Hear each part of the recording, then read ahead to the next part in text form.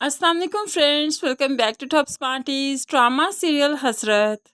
आखिरकार सनाया अपने घर वापस आ गई, लेकिन अरहम की ज़िंदगी में वापस नहीं आई, ना ही आएगी।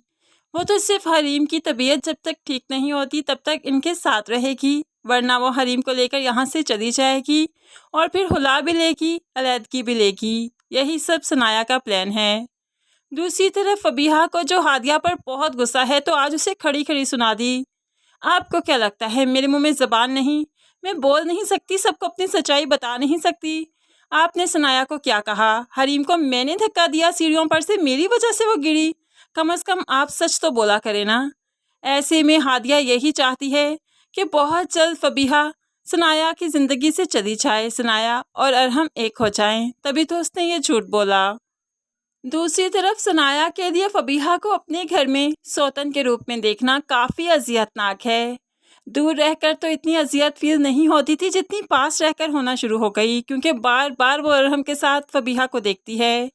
आज तो मौका देखते फबीहा से बात कर ही ली। तुम क्या समझती हो ये जो घर मैंने इतनी मोहब्बत से बनाया तुम्हारा, ताकि तुम अरहम की दूसरी बीवी की हैसियत से यहाँ पर दनदनाती फिरो? तुम्हारा इस घर पर कोई हक नहीं, और तुम्हें वार्न करती हूँ मैं, बहुत जल्द तुम्हें अरहम की ज़िंदगी से निकाल बाहर करूंगी। बेशक मैं उसकी ज़िंदगी में रहूं ना रहूं, तुम्हें नहीं रहने दूंगी, और ये वादा है मेरा तुमसे। तो फबीहा बहुत ही मासूमाना कहने लगी, मैं आपसे लड़ाई करना नहीं चाहती, प्लीज़ मेरे साथ आप लड़ाई मत किया कीजिए। तो ऐसे में सनाया कहने लगी, ये लड़ाई तुम्ही ने शुरू की थी, लेकिन ख़त्म इसे मैं करूँगी। अब सनाया की ये हिम्मत देखकर फबीहा घबरा जाती है, डर सी जाती है। लेकिन सनाया के तो सारे खौफ उतर चुके हैं। जिसने अपना शोहर ही बांट दिया, जिसने अपना शोहर ही दूसरी औरत के सुपुर्द कर दिया, उसे भला क्या खौफ।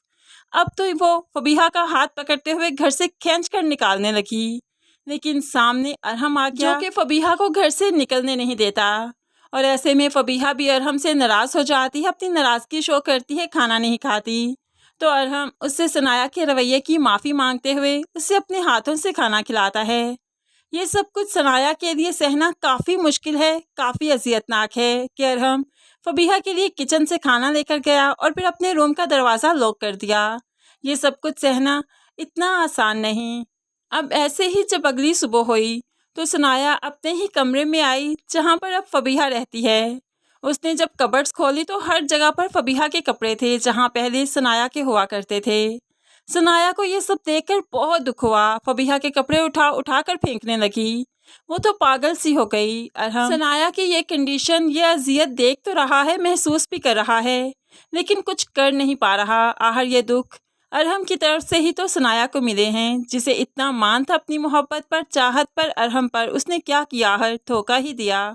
दूसरी तरफ हमजा ने भी तो ऐसा लगता है जैसे ज़िंदगी को जीना शुरू किया। अब फबीहा के बाद भी वो इस घर के चक्कर लगाने से बाज नहीं आया। होप सो वो फ़रहीन से शादी करना चाहता है, लेकिन फ़रहीन की माँ चाहती है कि हमजा के लिए कोई अच्छी सी लड़की ढूंढे और उसकी शादी कर दे। लेकिन जब रिश्ता घर में मौजूद हो तो भला बाहर देखने की क्या ज़रूरत है। ऐसे ही हमजा और फ़रहीन की शादी होगी, जो दोनों एक दूसरे के साथ काफ़ी खुश होंगे।